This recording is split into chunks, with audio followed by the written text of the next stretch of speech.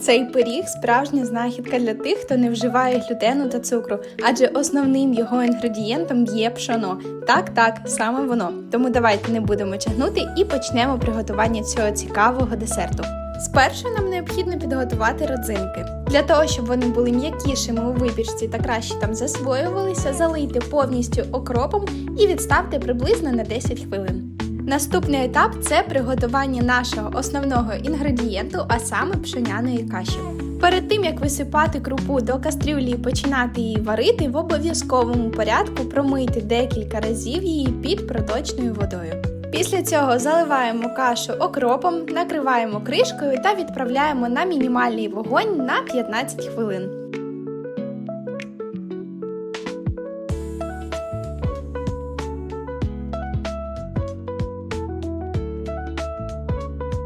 Доки буде готуватись пшоно, займемось підготовкою наступних інгредієнтів. А саме для цього рецепту нам необхідно взяти одне досить велике спіле яблуко, очистити його від кожури та серединки. І тепер просто ріжемо його на дрібні кубики. Якщо бажаєте, щоб воно відчувалось трішки менше у тісті, то можете скористатись теркою і натерти яблуко на ній. Намагайтесь обирати яблуко саме такого сорту, щоб воно було солодким, а не кислим, адже це єдиний основний інгредієнт, який даватиме солодкість нашому тісту.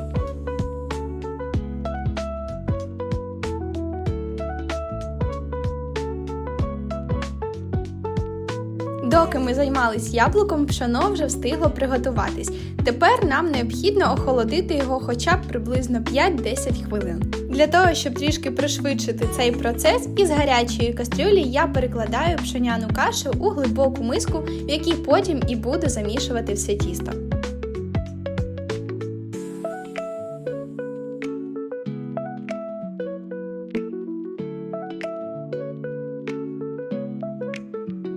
Доки пшоно охолоджуватиметься, згадаємо про родзинки, які ми замочували на першому етапі. За цей час вони вже встигли досить добре розм'якнути, і тепер, щоб зайва волога не потрапляла до тіста, зливаємо зайву воду і промокуємо їх на серветці. Та знову відставляємо їх чекати наступного етапу.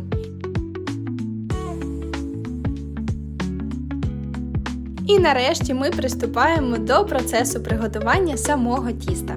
В миску до охолодженого пшона нам необхідно додати спочатку молоко. Його можете брати як холодним, так і кімнатної температури, це не має особливого впливу. Тепер за допомогою погружного блендера перебиваємо ці дві суміші між собою до моменту, доки не утвориться така пюреобразна консистенція. Як тільки ви побачите, що маса стала досить однорідною і плюс-мінус всі інгредієнти вмішались, можете зупинятись. Для наступних процесів я вже буду використовувати вінчик, ви можете робити так само або ж продовжувати блендером. Так як основа все одно ще залишається досить теплою, то яйця я рекомендую вводити по одному і постійно активно перемішувати до однорідності, щоб ніде нічого не звернулось. Саме для того, щоб зменшити ймовірність згортання яєць, використовуйте їх кімнатної температури.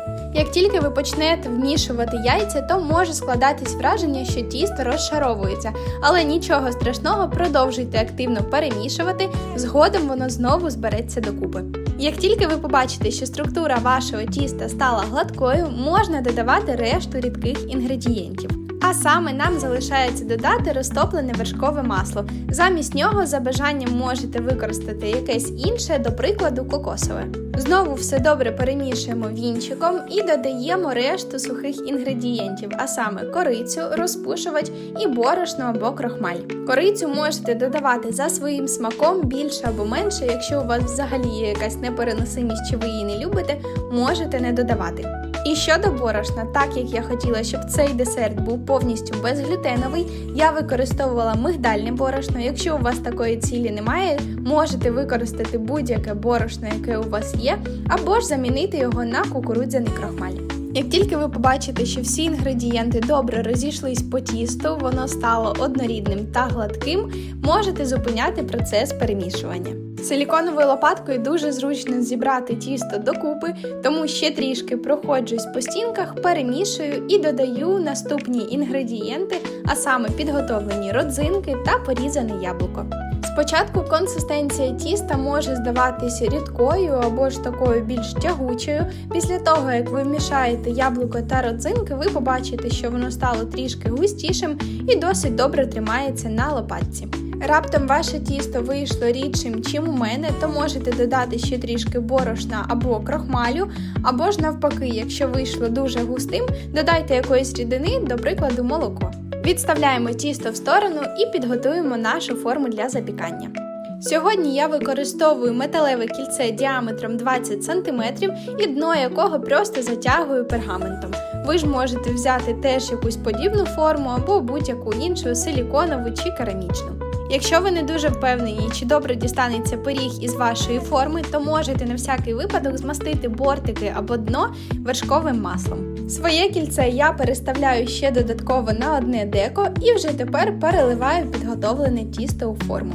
За допомогою лопатки або ложки, чим вам зручніше або що у вас є, обов'язково розподіліть рівномірним шаром тісто і вирівняйте верх пирога.